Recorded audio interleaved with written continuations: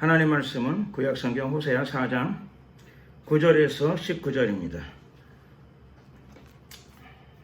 제가 먼저 9절을 봉독해 올리겠습니다. 장차는 백성이나 제사장이나 일반이라 내가 그 소행대로 벌하며 그 소위대로 갚으리라. 저희가 먹어도 배부르지 아니하며 행음하여도 수요가 더하지 못하니 이는 여호와 쫓길 그쳤습니다. 음행과 묶은 포도주와 새 포도주가 마음을 빼앗느니라. 내 백성이 마음을 향하여 묻고 그 막대기는 저희에게 고하나니 이는 저희가 음란한 마음에 미혹되어 그 하나님의 수호를 음란하듯 떠나갔습니다. 저희가 산꼭대기에서 제사를 드리며 작은 산 위에서 분향하되 참나무와 포도나무와 상수리나무 아래서 하나니 그 나무 그늘이 아름다움이라. 이러므로 저희 딸들이 행음하며 저희 며느리들이 간음을 행하는도다. 너희 딸들이 행음하며 너희 며느리들이 간음하여도 내가 허락하지 아니하노니 이는 남자들도 창기와 함께 나가며 음부와 함께 희생을 드림이니라. 깨닫지 못하는 백성은 패망하리라. 이스라엘아 너는 행음하여도 유다는 죄를 범치 말아야 할 것이라. 너희는 길갈로 가지 말며 베다웬으로 올라가지 말며 여호와의 사심을 가리켜 맹세하지 말지어다. 이스라엘은 완강한 암소처럼 완강하니 이제 여호와께서 어린 양을 넓은 들에서 먹임같이 저희를 먹이시겠느냐. 에브라임이 우상과 연합하였으니 버려두라. 저희가 마시기를 다하고는 흥을 나지 아니하며 그 백성들은 수치를 기뻐하느냐. 합독하겠습니다. 바람이 그날 위로 저를 쌌나니 저희가 그 재물을 인하여 수치를 당하리라. 아멘. 기도드리겠습니다. 사랑과 자비가 많으신 좋으신 우리 하나님 감사합니다. 오늘도 주님께 예배하는 나를 허락하심을 감사드립니다. 또 우리에게 예배자의 마음을 허락하심을 감사드립니다. 이 시간도 신령과 진정으로 하나님의 얼굴을 뵙기를 원합니다. 우리가 주님을 찾습니다. 이 시간에 이 예배 가운데 하늘문을 여시고 하늘의 성령을 부어주시고 회개의 영을 부어주시옵소서. 우리 영혼을 새롭게 하시고 정결케 하옵소서. 하나님의 믿음을 부어주시옵시고 담대함과 용기도 허락하여 주시옵소서. 영적으로 마귀의 세력을 꺾고 승리하게 하시고 모든 저주의 세력을 꺾고 여호와 니시 하나님의 승리를 체험하고 예수의 이름으로 그 승리를 날마다 선포하는 복된 저희들의 생애가 되게 하옵소서. 아멘. 오늘 예배 가운데 주의 영을 더하여 주시옵시고 풍성케 하옵소서. 아멘. 이 시간에 주의 말씀이 선포될 적에 성령이 함께 운행하시고 역사하시사 우리 각자에게 하나님의 믿음과 지혜와 또 넘치는 하나님의 은총으로 충만케 하실 줄로 믿습니다. 아멘. 감사드리옵고 예수 그리스도의 이름으로 기도드렸습니다. 아멘. 아멘.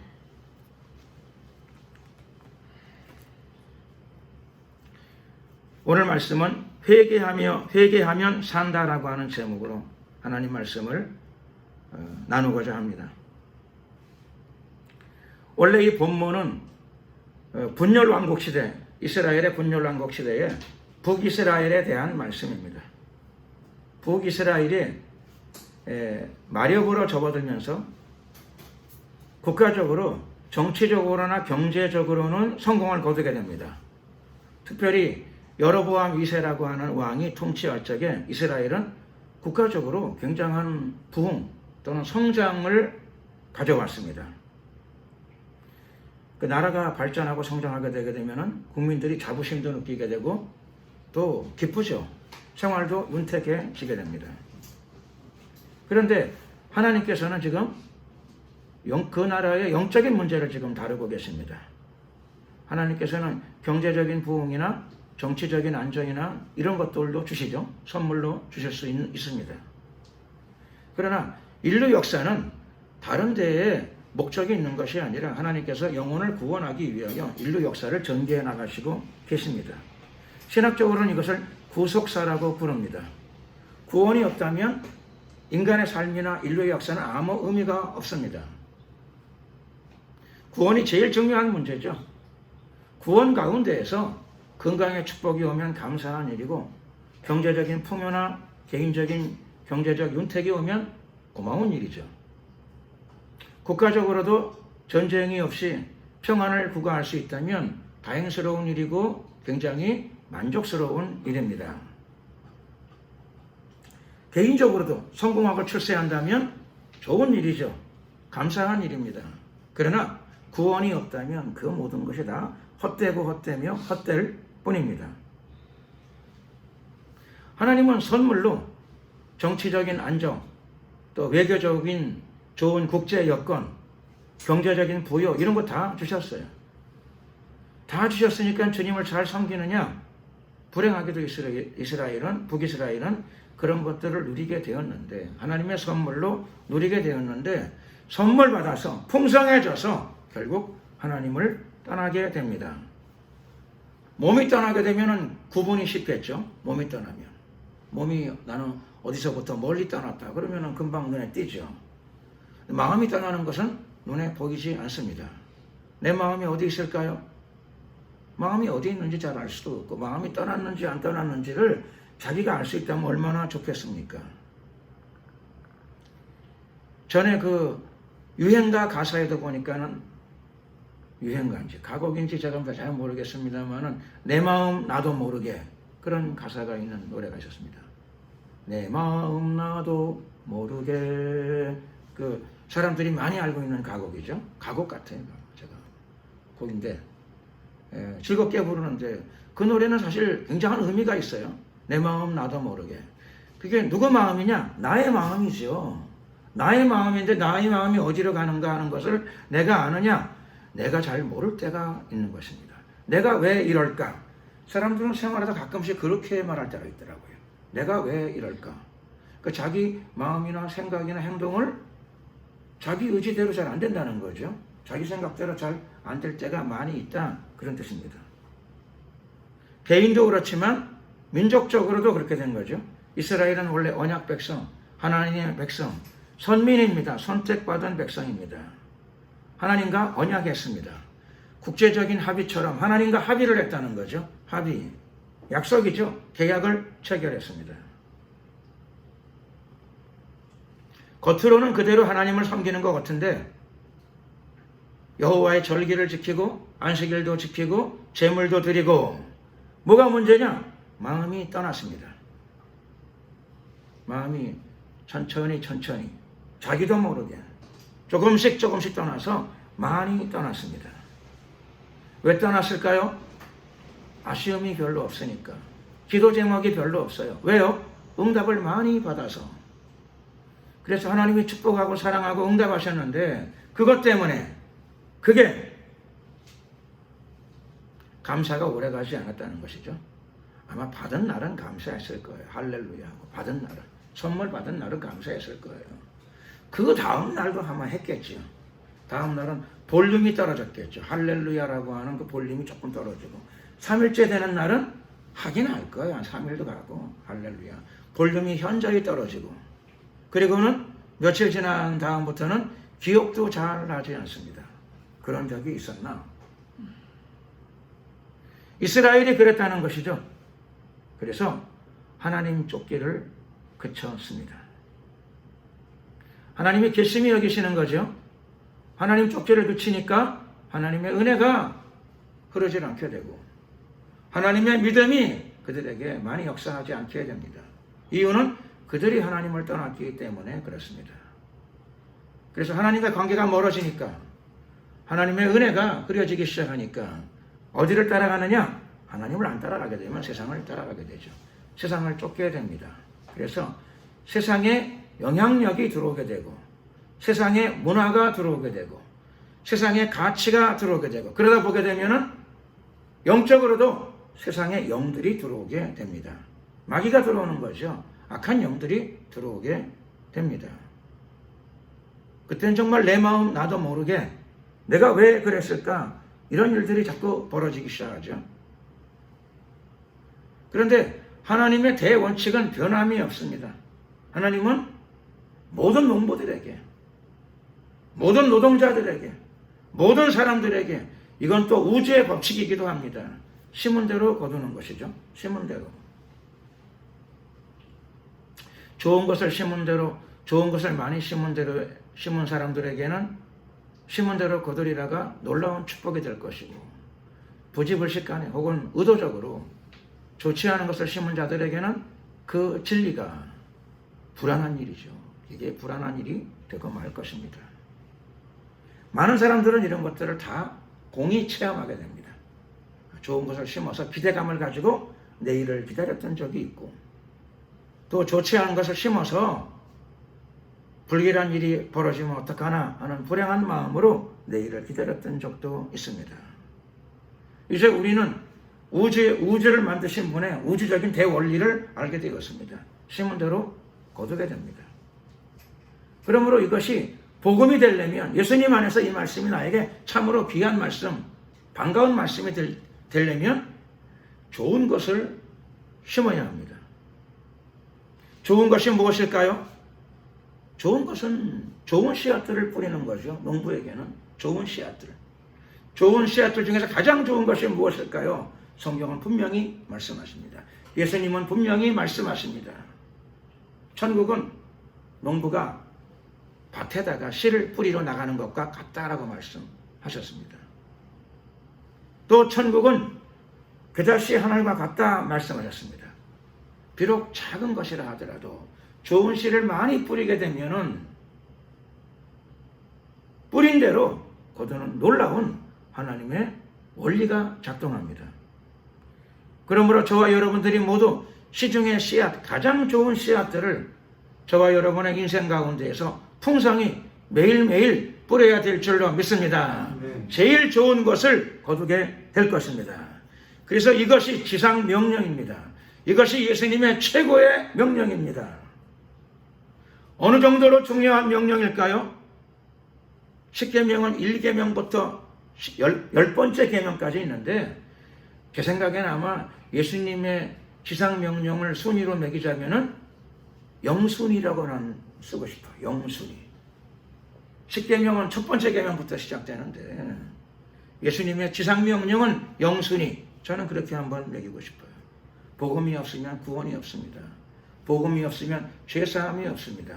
복음의 씨앗이 없으면 하늘나라에 소망이 없습니다.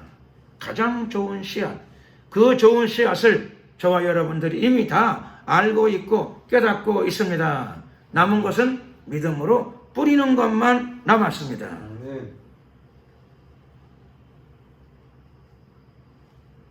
이스라엘은 불행하게도 좋은 씨앗이 아니라 좋지 않은 씨앗, 좋은 씨앗을 뿌리고 기도하고 하나님을 섬기다 축복을 받으니까 할렐루야 몇 번씩 하다가 차츰차츰 마음이 하나님을 떠나게 되었습니다.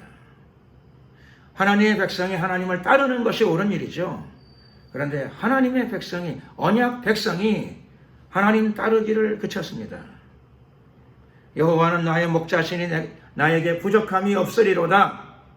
다윗은 그렇게 노래했는데, 여호와를 목자로 섬길 적에, 목자로 섬긴다는 말은 목자를 따른다는 뜻이죠. 하나님이 목자십니다. 그분을 따르면 부족함이 없습니다. 즉 결핍이 없습니다. 하나님은 풍성하신 분이시기 때문입니다.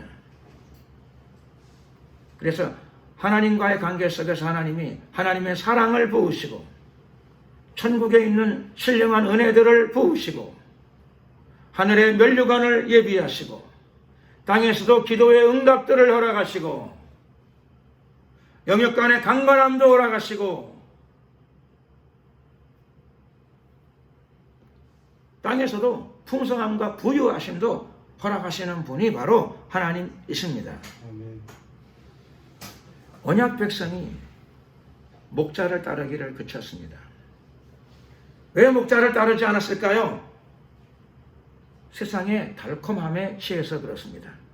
세상의 달콤함, 세상의 쾌락, 세상의 유혹, 세상의 미혹입니다. 오늘 본문에서는 그것을 음행과 포도주라고 이야기하고 있습니다. 음행과 포도주.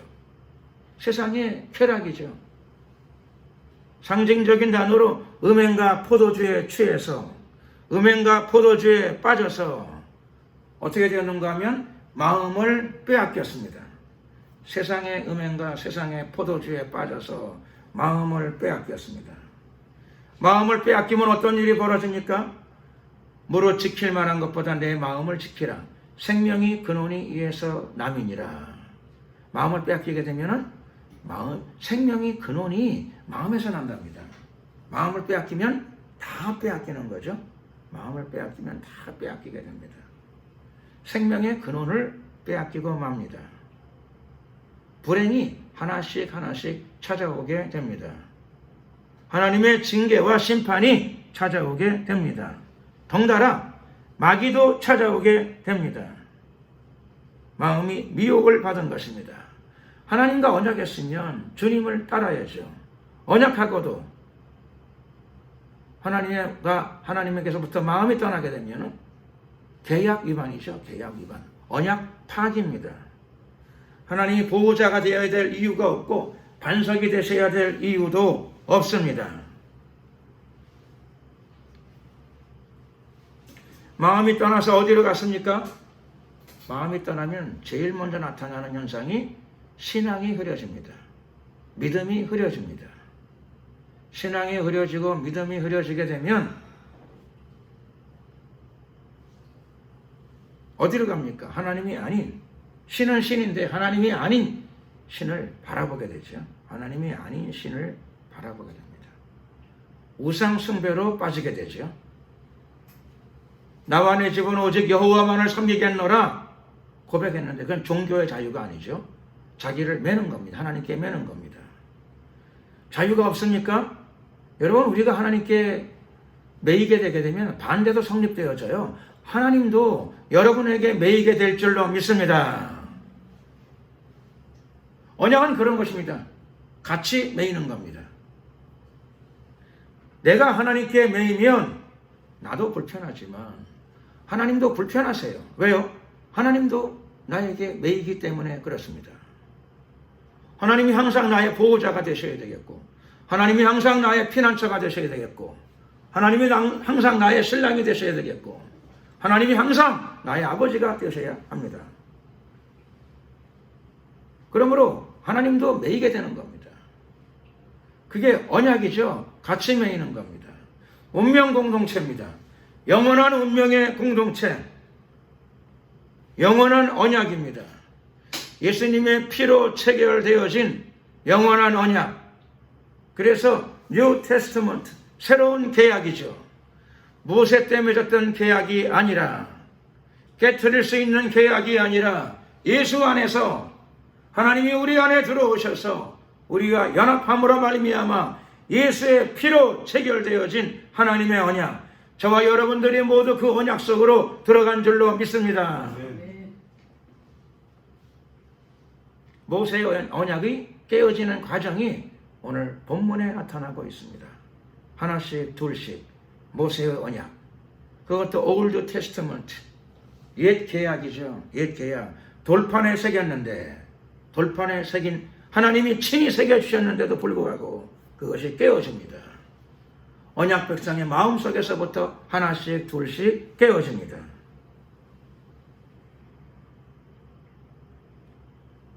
그 첫 번째 징조가 오직 여호와만을 섬기겠노라 라고 고백했던 자들이 종교의 자유를 구가합니다. 종교의 자유. 종교의 자유는 헌법에 보장된 자유죠. 여호와의 백성들은 땅의 헌법을 따라가는 자들이 아니고 하나님의 법을 따라가는 자들이에요. 성경 어디에 종교의 자유가 있어요? 성경은 언약 백성은 하나님만을 선택한 거예요. 하나님은 사람이 많아도 예수의 피 가운데 들어온 사람만 선택하시고 그들의 하나님이 영원토록 되어주신 줄로 믿습니다. 아멘. 예수님의 피로 언약, 쌍방 언약이 체결되어졌습니다. 아멘. 우리도 묶이고 하나님도 우리에게 묶였습니다. 예수의 피로 묶였습니다. 아멘. 타락의 첫 번째 징조는 오직 나와 내 집은 여호와만을 섬기겠노라 라고 고백했던 그 고백과 믿음은 흐려지고 하나님의 법을 따르지 않고 국가의 법을 따라갑니다. 종교의 자유. 권위의 문제죠. 하나님의 법이 더 권위가 있습니까? 세상의 헌법이, 국가의 헌법이 더 권위 있는 법입니까? 그리스도인들은 결단해야 됩니다. 나와 내 집은 오직 여호와만을 섬기겠노라. 우리는 종교의 자유를 따라가는 사람들이 아니고 하나님의 법, 우리는 신앙의 대상이 결정되어져 있습니다. 하나님 외에는 다른 신을 우리는 인정하지 않습니다. 종교다원주의가 교회 안에 들어올 수도 없고 들어와서도 안 됩니다. 종교다원주의, 종교혼합주의는 교회가 세상과 결탁하고 타협한 산물이지요. 종교의 자유는 20세기 지성인들에게는 어울리는 소리예요. 저와 여러분들은 21세기의 지성인들이 아니고 우리는 영원한 하나님의 백성인 줄로 믿습니다. 교회들이 시대적인 타락을 가져왔어요. 교회는 하나님의 백성, 하나님의 신부들을 준비하고 우주를 창조하신 그분의 자녀들이 준비되어지는 곳입니다.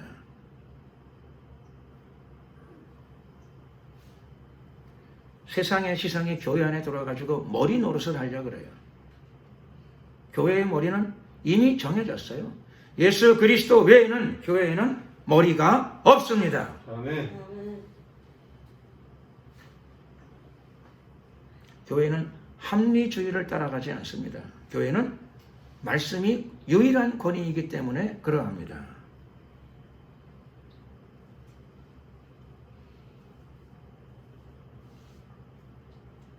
놀랍게도 북이스라엘이 세상의 지성을 따라갔습니다.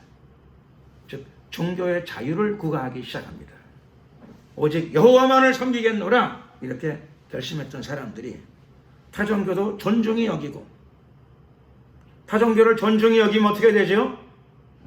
그게 종교 혼합 현상이죠. 그게 종교다원주의입니다.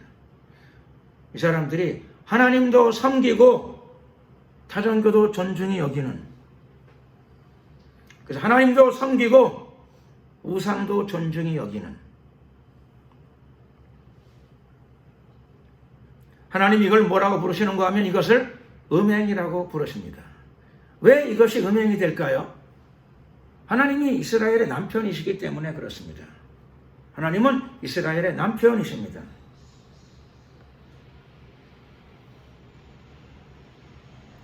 그래서 영적 음행 현상이 왔습니다. 사람들은 영적 음행이라고 부르질 않고 종교의 자유라고 부릅니다. 어떤 사람들은 기독교 지성인이라고 부릅니다. 아니에요. 성경은 그걸 영적 음행이라고 부르고 있습니다.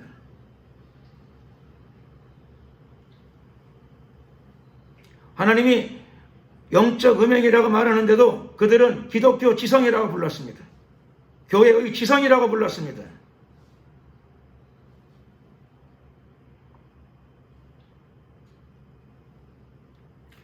교회가 이 길로 가게 되면 나타나는 현상이 하나 있습니다. 영적 음행이 나타나는 현상은 육적 음행이 나타나기 시작합니다. 영육 간의 온전한 타락이 다 벌어집니다. 완전한 타락이죠. 완전한 타락.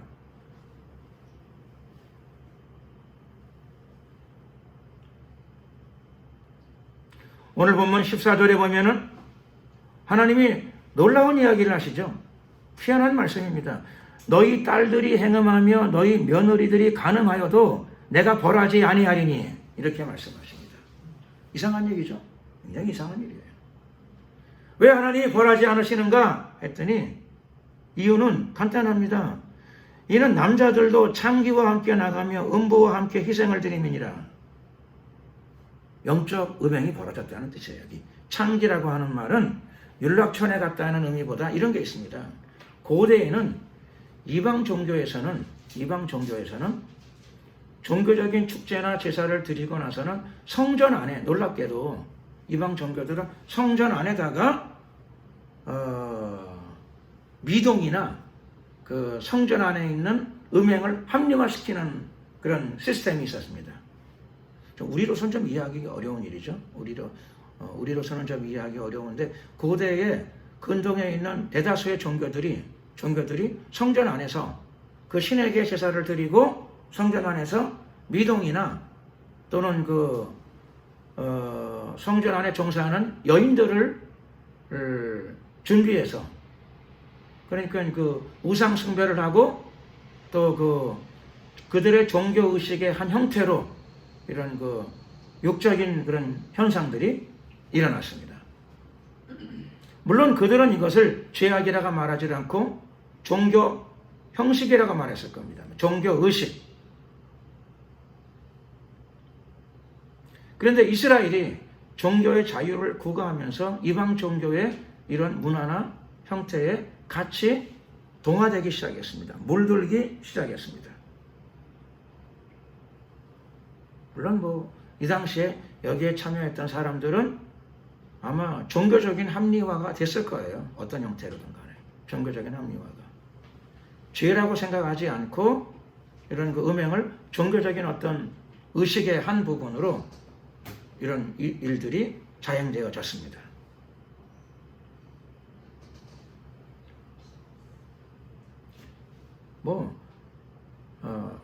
모든 죄악이 이방 종교의 신전 안에서 다 벌어지는 거죠. 다 벌어지는 겁니다.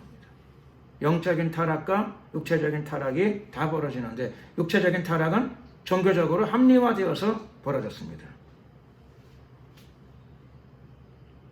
그래서 이스라엘에는 국가적으로 사회적으로 전체적인 타락 현상이 왔습니다. 타락하고 죄 가운데 빠졌는데 돌아왔느냐? 돌아오지 않습니다. 이게 놀라운 현상입니다.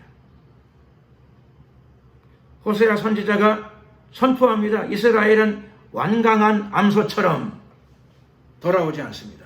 완강한 암소처럼 힘이 세가지고 고집이 셉니다. 그 센 힘을 가지고 전에는 그 힘을 가지고 바꿔라 가지고 주인의 풍선과 소출을 만들어줬는데 이제는 그 소가 완강하게 저항을 합니다. 자기 고집을 세우고 자기 길을 갑니다. 하나님의 말씀을 따르던 민족이 자기의 독자적인 가치관과 세계관을 세우고 자기 길을 갑니다. 세상과 짝하는 자기 길. 호세아 선지자는 그것을 완강한 암소 같다라고 표현하고 있습니다. 고집이 세졌습니다. 바꾸질 않습니다. 안 그렇던 소가 주인에게 헌신하고 충성하고 주인의 부요를 위해서 애쓰던 소가 갑자기 완강한 암소가 되어버렸습니다.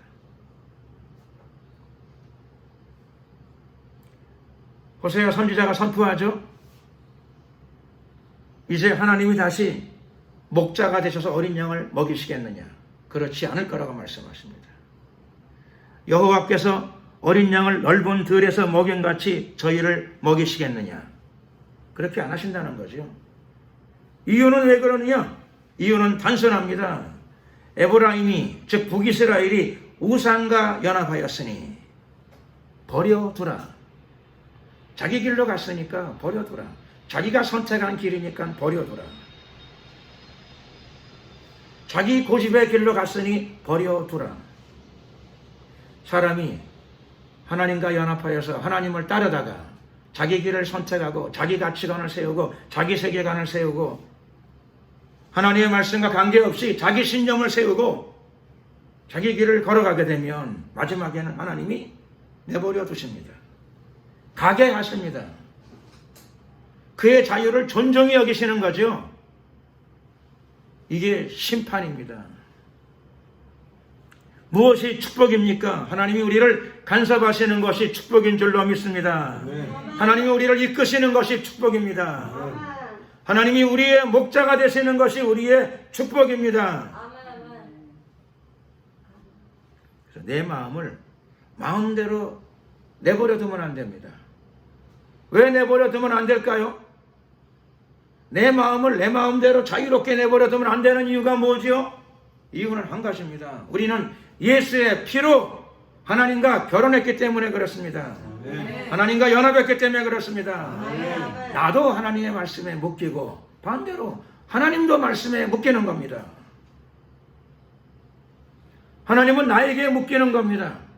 나는 하나님께 묶이고 이것이 바로 언약입니다. 언약 속에 들어있으면, 연합 속에 들어있으면 하나님은 영원토록 우리의 보호자가 되시고 피난처가 되시고 반석이 되시고 산성이 되십니다.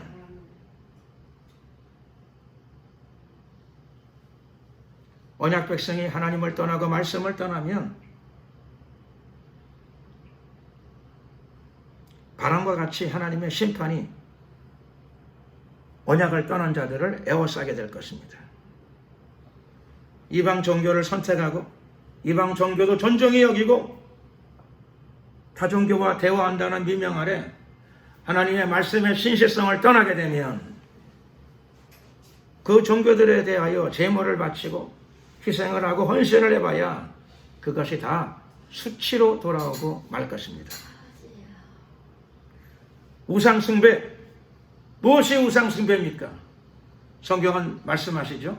탐심은 곧 우상숭배니라. 탐심이 우상숭배가 됩니다. 마음속에 하나님에 대한 신실함이 떠나고 그 빈 마음속에 탐심이 들어가서 세상과 짝하는 마음, 세상의 재물과 짝하는 마음, 이런 마음이 들어오게 되면 탐심이지요. 눈에 보이는 우상을 섬기지 않는다 하더라도 결국 재물이 우상이 되는 경우가 있습니다. 돈을 사랑함이 일만하게 뿌리가 되나니 성경은 재물에 대한 탐심을 경계하고 있습니다. 마음을 지킬 것을 요구하고 계시는 것이죠. 왜 마음을 지켜야 됩니까? 하나님의 마음이 우리 안에 들어와 있기 때문에 그렇습니다. 또 우리 안에, 우리의 마음속에 하나님을 모시고 예수님을 그리스도로 모시고 예수님의 말씀을 우리가 붙잡았기 때문에 그렇습니다.